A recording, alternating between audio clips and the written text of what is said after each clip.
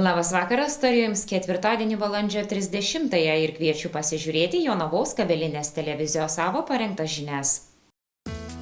Jonavoje tarptautinė švietimo konferencija. Minėsime ugniagesių gelbėtojų dieną. Kapeliono pamokslas. Iš turnyro pasitraukė Jonavos futbolo klubas. Jonavos krepšininkai vejasi atkrintamųjų traukinį. Šiandien Jonavoje surengta didelio susidomėjimo sulaukusi tarptautinė švietimo konferencija. Šiandien balandžio 30-ąją Jonavoje surengta tarptautinė ikimokyklinio ir pradinio ugdymo įstaigų vadovų ir pedagogų praktinė konferencija "Sistemos nuolatinis tobulinimas švietime taikymas - ikimokyklinio ir pradinio ugdymo įstaigų patirtis". Konferenciją organizavo Jonavos Lopšelis darželis Pakalnutė ir Jonavos Žingsnio pradinė mokykla bei Jonavos švietimo pagalbos tarnyba ir švietimo inovacijų partneriai.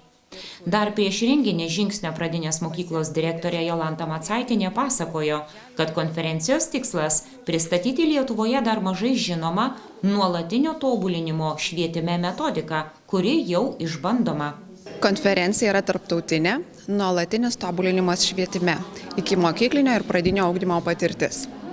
Šios konferencijos tikslas yra pristatyti naują metodiką, kuri Lietuvoje dar yra mažai kam žinoma, todėl mes ir norime garsiai pasakyti, kad štai yra tokia nauja metodika, jau yra mokyklos, darželiai, kurie ją išbandė ir norim visiems papasakoti, kaip mums sekasi. Taip pat kviečiame ir lektorę iš užsienio, kuri yra šios metodininkės autorė. Tai tikrai žmogus, kuris kūrė, kuris pats pirmasis išbandė, jis šiandien čia gyvai papasakos, nuo ko viskas prasidėjo. Pasak direktorės, Jonavoje pirmieji šią metodiką išbandė Lopšelis darželis Pakalnutė ir Žingsnio pradinė mokykla. Pasak organizatorių, itin svarbus ugdymo tęstinumas, kad vaikai pradėjo mokytis pagal šią sistemą darželyje, galėtų ją tęsti ir mokykloje. Jonavoje Lopšelis darželis Pakalnutė pirmasis ryžosi išbandyti ir Žingsnio pradinė mokykla. Mes dviese startavom ir iš tikrųjų labai džiugu, kadangi labai svarbu užtikrinti tęstinumą. Vaikai, kurie pradeda pagal šią metodiką darželyje, toliau gali tęsti mokykloje ir be abejo galimybės ir progimnazijose ir gimnazijose gali būti. Tai tikrai užtikrintų kokybišką ugdymą, jeigu galėtume užtikrinti tęstinumą. Metodikos esmė – vaikų įtraukimas ir atsakomybės ugdymas. Klasėse kuriami bendri susitarimai, formuojamos vizijos, mokiniai kelia tikslus, stebi savo pažangą ir patys ją pristato.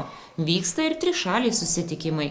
Taip ugdomos komunikavimo ir atsakomybės kompetencijos. Pasak Macaitinės, sistema naudinga ne tik vaikams, bet ir visai bendruomeniai. Tobulėja ir mokytojai, ir pačios ugdymo įstaigos. Iš tikrųjų viskas yra paprasta. Pirmiausiai mes pradedam su vaikais nuo susitarimų. Gal įprasta sakyti taisyklės, bet mes keičiam šį žodį susitarimus, atrodo lyg tai švelniau skambėtų, ar ne? Kiekviena klasė tampa grupė, kuri kuria savo klasės viziją, misiją ir susitarimus. Kiekviena klasė duomenis fiksuoja duomenų centruose. Patys vaikai tampa atsakingais už pažangumą arba už elgesį. Patys vaikai lentose susideda savo tikslus, išsikelia tikslus ir kai jų pasiekia, tuomet gauna apdovanojimus. Tai yra bendras klasės tikslas. Tuomet kiekvienas vaikas atsakingas ir už save. Kiekvienas turi savo asmeninį segtuvą. Tai tada jau yra asmeniniai tikslai, asmeninė pažanga stebima. Ir kas yra įdomiausia, vaikas yra atsakingas netgi už duomenų pristatymą, kada susirinkimas trišalis, ateina tėvai, mokytoja ir mokinys. Mokinys kalba viso susirinkimo metu. Tai reiškia, jis pirmiausiai komunikavimo kompetenciją ugdo, taip, atsakomybės, jis pats keliasi savo ateities tikslus, ko dar nelabai moka, ką reikia tobulinti. Ir taip, mes tobulėjame, tobulėja ir pati mokykla ir darželis, patikėkit, tobulėja ir mokytojai. Ir žinoma, svarbiausia, ašis tai yra vaikas. Bet šiuo atveju vaikas yra dėmesio centre, vaikas yra kūrėjas, vaikas yra įgyvendintojas ir vaikas yra pats kalbėtojas. Projektas Jonavoje įgyvendinamas jau 3 metus, todėl šiandien organizatoriai gali dalintis sukaupta patirtimi ir rezultatais. Mes jau 3 metus šį projektą turim, tai tikrai po 2 metų jau mes galim sakyti, kad mes jau perpratom, įvaldėm šitą sistemą ir jau šiandien yra ta diena, kada mes galim dalintis savo patirtimi. Tai ir kviesime šiandien padaryti. Susidomėjimas konferencija itin didelis. Registracijai perkopus 100 dalyvių teko ją stabdyti, tačiau ir tai neatbaidė. Į renginį vyko ir iš anksto nesiregistravę pedagogai. Iš tiesų, mes labai stengiamės pasidalinti šią informaciją visais įmanomais kanalais ir taip stipriai dalinomės, kad sulaukėm 130 užsiregistravusių dalyvių, registracija sustabdyta, tačiau dalyvių susidomėjimas nesustojo. Tai tikrai atvykę yra dar daugiau žmonių. Na, o tai, kad aktyviai taip žmonės domisi, tai manau tikrai yra naudinga ir prasminga tema, kuri traukia ir kuri, tikiu, pasieks didesnę auditoriją ir daugiau darželių bei mokyklų išdrįs prisijungti. Konferencijos programoje plenariniai pranešimai apie sistemos taikymą Lietuvoje ir užsienyje, taip pat patirtiniai vizitai į Jonavos ugdymo įstaigas bei diskusijos apie vaikų įsitraukimą, tėvų grįžtamąjį ryšį ir ugdymo kokybės gerinimą. Organizatoriai tikisi, kad augantis susidomėjimas paskatins vis daugiau darželių ir mokyklų Lietuvoje taikyti nuolatinio tobulinimo principus švietime. Jonavoje vyks Švento Florijono ugniagesių gelbėtojų dienos minėjimas. Gegužės 4-ąją Jonavoje bus minima Švento Florijono ugniagesių gelbėtojų globėjo diena. Renginiai vyks prie Jonavos sporto arenos. 10 val. Ryto iškilminga ugniagesių rikiuotė ir apdovanojimai. 10:30 ugniagesių sporto varžybų pradžia. Dalyvauja Jonavos rajono pagrindinių mokyklų moksleiviai, Jonavos priešgaisrinės gelbėjimo tarnybos, Jonavos rajono priešgaisrinės tarnybos ir Achemos ugniagesių komandos. Iki 14 val. Aikštėje prie sporto arenos bus demonstruojama gaisrinė technika ir įranga. Nuo 15 val. Atvirų durų diena Jonavos priešgaisrinėje gelbėjimo tarnyboje Kauno gatvėje 49. Kviečiami visi gyventojai ir miesto svečiai dalyvauti. Na, o dabar susitinkame su Ruklos įgulos kapelionu Arnoldu Valkausku. Garbėsiu Kristui, gerbėmieji, ateinantis sekmadienis, jau 5. Velykų sekmadienis, tai jau visi mes tą pabrėžiam tiesiog dažnai, kad laikas bėga greitai. Jau kai kurie žmonės net sako, skaičiuoju jau nebe dienomis, bet savaitėmis laiką. Tiesiog tas pagreitis kažkaip keista, nelikti dalykai, tie patys, užsiėmimai lyg panašus, bet laikas bėga. Bet mes vieno dalyko savo neįsivardinam, tai laikas tai bėga, bet tas laikas yra iš tikrųjų kaip mūsų laikas, mūsų gyvenimas iš tikrųjų bėga ir kur link jis bėga. Todėl jeigu taip jau vieną dėmenį vardinam, kad jis bėga greitai, tai reiktų įvardinti ir kitą dėmenį, kad štai kur mane tas laikas neša. Ir kitas dalykas, kam aš tą laiką naudoju. Nes mes tai iš vis lietuviai tokie, konkretus žmonės mėgstam rezultatą, tai kad būtų rezultatas kažkoks tai. Jeigu, sakysim, kartais pasišaipom iš pietiečių, ten kokių italų, ispanų, kad jie ten ilgai valgo, ten vynelį geria, procesas vyksta, viskas rytoj, domani, manjana, tai mes čia konkretus, labai mes čia konkretus, tai čia galim su tam tikra, net ir savotišką skausmo gaidelę pasakyti, ir kur tas konkretumas pasireiškia. Jis pasireiškia galbūt ekonomikoje, ten darbuose, namų statyboje, bet kaip apie gyvenimą pagalvoju, tai štai su to konkretumu yra kitaip. Tai, todėl, sekmadienį girdėsim tokį skaitinį pirmą iš apaštalų darbų. Tai štai tie rytiečiai, žydai, graikiškai kalbantis kiti žmonės, ir jie jau atsivertė į viešpatį Jėzus, jau pažino, kad Jėzus yra viešpats ir renkasi, meldžiasi ir supranta tokį dalyką labai svarbu, kad nevalia gyventi taip, kaip gyveno iki tol. O kaip tas pasireiškia?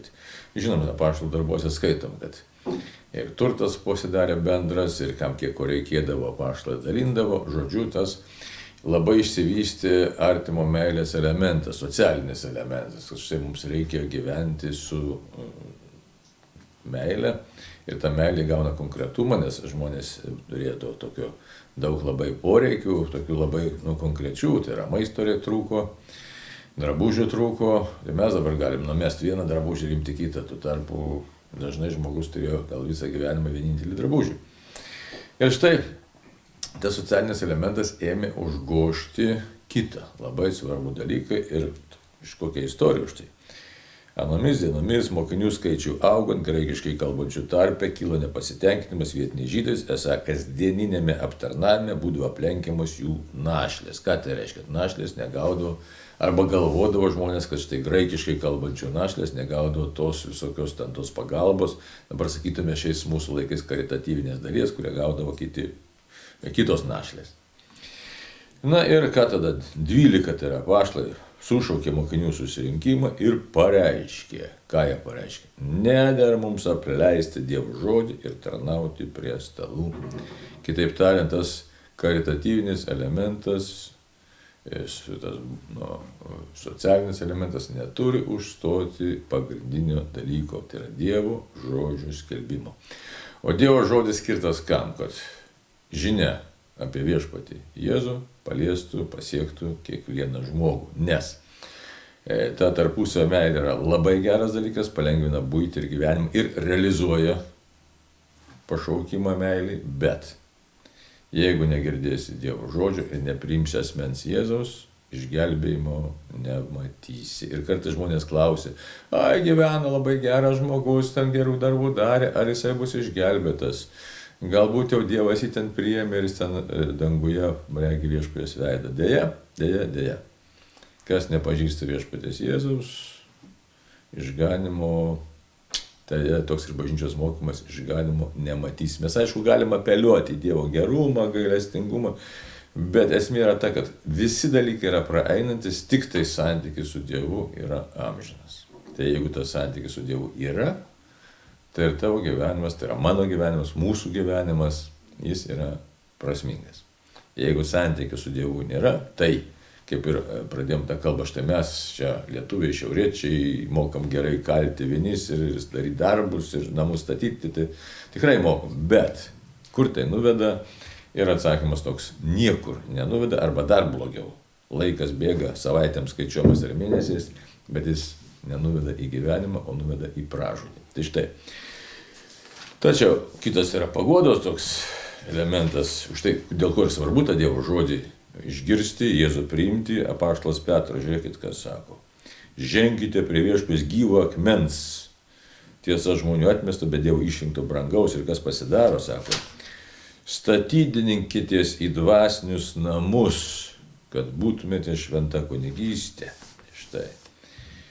Ir dar koks nepaprastas dalykas, sako, jūs esate išrinktoji giminė karališkoji kunigystė, šventoji tauta įsigytoji liaudis, pašaukta išgarsinti šlovingus darbus to, kuris pašaukė jūs iš tamsybių į savo nuostabią šviesą. Štai viešpats mus pašaukė, mes ne taip, kad čia trinamės ant tos žemės. Kartais trinamės, tai čia ir mūsų bėda yra, kad mes trinamės. O ką sako šventas raštas? Ar valgote, ar geriate, ar šiaip ką darote, viską darykite didesnį Dievo garbę. Kitaip tariant, visame kame matyti, kad Dieve, tu esi begalinis Dievas ir mane tokį visišką dulkę pašaukė, myli, globoji ir dar leidi kažką tai gero padaryti. Ir toj artimo meilė, ir kažką protingo pasakyti. Net kai nusišneku, tu vis tiek ištaisai tos visas mano klaidas ir pakeli mane į visai kitą lygį. Ir todėl Evangeliją pagal Joną mes tiesiog girdim tokį nepaprastą dalyką. Žiūrėkit, Jėzus, ką sako mokiniams, tegul neišsigąsta jūsų širdis, neišsigąsta, žino, kad mes baimingi esam. Tikite Dievą, tikėkite ir mane. Tai va, sako, mano tėvo namuose daug buveinių, tai kiekvienam Dievas turi vietos ir dėmesio.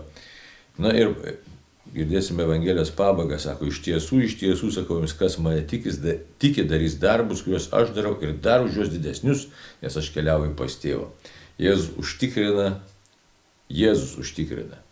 Jisai mūsų vienybę su tėvu, tai reiškia, užtikrina, kad Dievas mumise tikrai veikia ir veiks, jeigu mes išliksime vienybėje su viešpačiu Jėzumi Kristumi per tikėjimą, per viltį, per meilę. Tai ką tai reiškia? Dabar tie didesni darbai labai tiesiog provokuojančiai skamba, bet kas tai gali būti didesni darbai? O įvairūs darbai, Jėzus mirė ant kryžiaus, čia yra toks paradoksas. Tu galbūt irgi, gal mes turėsim, sako, Dievas mums sako, tu galbūt irgi turėsi tą pašaukimą ir jėgos numirti panašiai kaip Jėzus ir net dar baisiau dėl kitų išganimų. O mes tą matome šventųjų pavyzdžiuose, kiek nukankintų, kiek tikėjimo kankinių Sibire, kaulus padėjo, aišku, žmogiškai žiūrint, kaip sako šventas raštas, jie atrodo pražuvę, bet Dievo akyse tai yra liudytojai, kurie padarė nuostabų darbą, išgelbėjo gal kiek sielų, kiek žmonių, kiek gyvenimų pakeitė. Taip kad tie didesni Dievo darbai, jie tiesiog mums nėra suprantami taip, kaip mes kartais norėtume, kad išsemiančiai suprasti. Tai kas tai, mes taip dažnai kaip galvom, kad duoną padauginsiu, per vandenį nueisiu, kažką išgydysiu, tokie stebuklėliai, kurie tokie banalūs, bet iš tikrųjų tai yra sielų išgelbėjimas. Mes net nematom, kiek per vieną kitą žodį, per kito žmogaus laikyseną, per mūsų maldas, kiek Dievas nori ir Jisai daro ir veikia. Tai štai, apibendrinant, ką galim pasakyti, kad tas laikas bėga greitai ir jeigu mes norim būti tikrai išmintingi, tai tikrai išmintis yra visų pirma visame kame Dievą atpažinti, dėkoti jam, jį garbinti ir tiesiog atsiliepti savo tokiu nusiteikimu, savo širdimi, savo visų supratimu, kad štai Dieve, tu esi, žodžiu, išpažinti Dievą ir protu, ir jausmais, ir mintimis, ir žodžiais, ir darbais, visą savo laikyseną. Kitaip tariant, tu vidumi, kad Dieve, tikrai laikas, kurį tu man davei, yra kelionė pas tave ir padėk man tą laiką teisingai naudoti, nes mano pašaukimas, mano kaip žmogaus pašaukimas dėl Jėzaus meilės iš tikrųjų yra nelygstamos vertės. Amen. Finišavo Lietuvos futbolo federacijos turnyro taurės antrasis etapas. Iš sąrašo pasitraukė futbolo klubas Jonava. Antradienį ir trečiadienį buvo sužaistos paskutinės 2026 Lietuvos futbolo federacijos taurės antrojo etapo rungtynės. Trečiadienį Jonavos centrinėme stadione futbolo klubas Jonava susitiko su top lygos ekipa Šiauliais ir kovojo dėl vietos kitame etape. Po pirmojo kėlinio aikštės šeimininkai jau atsiliko 0-3. Antroje rungtynių dalyje situacijos pakeisti nepavyko. Jonaviškiai pralaimėjo 0-4 ir pasitraukė iš turnyro. Treneri, taurės kovos baigtos jūsų komandai, gavot varžovą rimtą, jau šiame etape ekipa iš top lygos. Pirmas kėlinys, pakankamai lygiai kovėtės, gavot tą apmaudų baudinį, bet atrodo 0-1, irgi dar nieko baisaus, turėjot progą lyginti rezultatą, bet ko gero tie du įvarčiai pirmo kėlinio pabaigoje visiškai nužudė jūsų komandą šiandien. Na taip, galiu pasakyti, kad pirmas kėlinys tikrai, kai ir laikėmės to plano, tiek ir viena, tiek ir kita komanda neturėjo labai daug tų momentų. Paskui pačiam gale pirmo kėlinio tie du greiti įvarčiai, kur tikrai nesinorėjo jų prasileisti tiesiai į rūbinę, bet ką padarys toks futbolas, kažkur pritrūko galbūt reakcijos, kažkur pramygom ir tie du greiti įvarčiai pirmo kėlinio pabaigoje taip ir turbūt ir nusprendė tas rungtynės, bet smagu, kad vis tiek antrą kėlinį išėjo ir tiek pakeitimų, jauni žaidėjai mūsų akademijos auklėtiniai, tai tikrai įnešė to gyvumo, taip kad smagu, o svarbiausias turbūt dalykas, tai norėtųsi padėkoti ir fanam, kurie atėjo, kurie palaikyt mūsų komandos ir pagaliau pradėjom sezoną ant natūralios vejos, kur vyksta tikras futbolas. Tikiu, kad prieš rungtynes tikėjimo jo galit laimėti buvo ir tikiu, kad tokį tikėjimo gal įkvėpė ir minija, ir atmosfera pirmos lygos kitos komandos. Kiek jūs pats širdėje tikėt, kad šiandien galit pateikti staigmeną? Žinot, kaip pamatai du stebuklus, tikiesi ir trečio, ir ketvirto, ir penkto, bet šiandien dėja neįvyko trečias stebuklas, bet šiandieną tikrai noriu pasveikinti Šiaulius, šiai dienai tikrai stipresnę komandą ir linkim jiem nueiti iki pačio viršūnės ir laimėti tą taurę, taip kad šiandieną jie stipresni, bet nieks nežino, kas bus kitais metais, galbūt vėl susitiksime tauriai, taip kad tikrai Šiauliam linkim sėkmės, kad jie taptų ir taurės nugalėtojai. Gal ir top lygai, nes pirmo lygai varžotės, esate ten konkurencingi, dabar laukia labai įdomus ir sunkus mėnuo, gegužė laukia daug įdomių varžovų. Na taip, dabar koncentruojamės jau tik į čempionatą ir laukia dabar tokia atkarpa, kad turėsime šeštadienį Dainavą, o paskui prasideda, kaip sakau, tos jau viršutinės, kur nori pretenduotis į tas viršutinės vietas, tai ir Babrungas, Tauragė, Minija, Neptūnas, taip kad ta dabar mūsų atkarpa bus tokia įdomi, kad bet tikrai tenais eisime tik tais dėl vieno tikslo, Jonava visą laiką eina tik kovoti tik dėl pergalės. Ketvirtadienį ištraukti Lietuvos futbolo federacijos taurės aštuntfinalio burtai, kuriuose dalyvauja 16 komandų. Jonavos tarp jų nėra. Jonaviečiai vejasi atkrintamųjų traukinį. Jonavos klubas parklupdė Lietkabelį. Jonava Hipokredit iškovojo dramatišką pergalę savo aikštėje ir dar labiau priartėjo prie atkrintamųjų ribos. Jonaviečiai 69-67 palaužė Panevėžio komandą, nutraukdami varžovų 4 pergalių seriją. Rungtynių pradžioje iniciatyvą turėjo svečiai, tačiau jonaviečiai greitai perėmė kontrolę. Antrajame kėlinyje šeimininkai dominavo gynyboje ir susikrovė solidų pranašumą 44-23. Po pertraukos vaizdas aikštėje pasikeitė. Varžovai ėmė mažinti atsilikimą ir prieš lemiamą kėlinį skirtumas ištirpo iki minimumo. Ketvirtajame kėlinyje vyko įtempta kova taškas į tašką. Nors jonaviečiai buvo susikrovę kelių taškų persvarą, svečiai ją panaikino ir paskutinėmis sekundėmis turėjo progą išplėšti pergalę. Vis dėlto lemiamas metimas buvo netaiklus, o pergalė liko Jonavoje.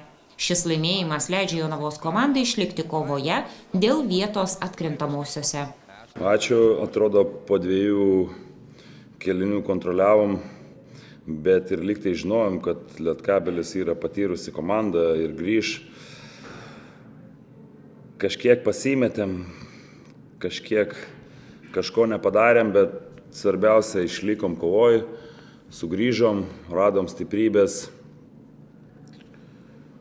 Laikytis varžybose, nepalūžt, kur sezono vidury palūždavom, dabar kelias varžybas tikrai tokias ištraukiam 1 tašku, kelias 2, bet manau ir galą kontroliavom, tik vėl tokios klaidos, kur paaiškinti sunku, bet toks gyvenimas, neveltui sakau, buvom pasikvietę šiandien į varžybas kleboną. Labai jam ačiū ir bandom visus dalykus. Panašu, kad veikia dalykai, 3 pergalės per paskutinius 3 mačus. Kaip ta atkrintamųjų viltis kažkiek kužda viduje ar taip nedrąsiai? Nežinau, labai nesidairom, nėra ką darytis, žinom, kur esam. Gal tas legia, nes mes esam jauniausia komanda turbūt LKL ten. Tas legia, bet bandom vyrus nutikinėti, kad nieks neprarasta, viskas mūsų rankose. Šiandien nieko nelaimėjom, tik priartėjom prie playoffų, bet dar jų nepasiekėm. Tai sakau, nėra čia mums labai ką skaičiuoti ir į kažką dairytis. Reikia eiti varžybos iš varžybų, gal skamba banaliai ir bandyti laimėti sekančius. Matas Repšys šiandien davė puikų impulsą nuo suolo, tai 12 taškų pirmoji pusėje, antroji tuščias, bet gynyboje turėjo daug puikių epizodų Matas Repšys. Taip, mes tikim visais savo žaidėjais, tikim ir Matu. Matas dirba gerai, jūs nepamirškit, kad Mato gal turbūt pirmas normalus sezonas LKL ir reikia ir jam suprast rolę ir daug dalykų, bet tikrai stengiasi, nenoriu skririnėti, visi stengiasi, kažkam būna duobių, Matas nešyptys, jis ateina, kantriai dirba, sukantęs dantis, turi šansą ir manau, turi to šansų pasinaudoti. Na ir pabaigai, ta klaida rungtynių pabaigoje, turbūt kaip ir pats sakėt, jauna komanda, tokių situacijų būna. Bet nenoriu išskirinėti, taip, ta klaida, aišku, ta įtampa, nors Lukas yra patyrę žaidėjas, bet taip gavosi, tos emocijos, aš jo suprantu. Taip, atrodo jau kontroliavom, reikėjo tik užbaigti ir ten paėmiau minutę, nesigavo kas norėjom, bet svarbu pergalė, kokie jinai bebūtų ir einam toliau. Ir ten likus 2 minutėm jūs turėjote ataką, dar jeigu neklystu, buvo 6 sekundės iki atakos pabaigos. Olinas Karteris išmetė tą tokį labai aukštos trajektorijos metimą iš gerokai toliau nei tritaškis. Kas to kol kamuolys skriejo iki krepšiais, aišku, krito, bet ką pats galvojot tuo metu? Žinot, mes tikim Olinu, jis yra, galima sakyti, pirmas normalus sezonas Europai. Mes jį gal kaip pirkom kaip taškų darytoją, bet dabar jis mums patapo vieną geriausias komandų gynėjas. Jis dirba gerai, per treniruotės pataiko, kartais mums gaila su Artūru, kad jis taip neįmeta laisvas, bet jis kantriai dirba, sakau, mes visais pasitikim, nenorim niekur skirinėti ir, sakau, važiuojam toliau, reikia pailsėti. Laukia šeštadienį svarbios varžybos išvyka. Toliau sinoptikų pranešimai. Penktadienio naktį lietaus nenumatoma, vėjas vakarinių krypčių, temperatūra naktį tarp 4-7 laipsnių šilumos, dieną 11-17 šilumos. Šeštadienį lietaus nenumatoma, vėjas pietvakarių vakarų, temperatūra naktį 6-8 šilumos, dieną nuo 17 iki 21 laipsnių šilumos. Šiandien atsisveikinu su jumis linkėdama gero ilgojo savaitgalio. Pasimatysime pirmadienį gegužės 4.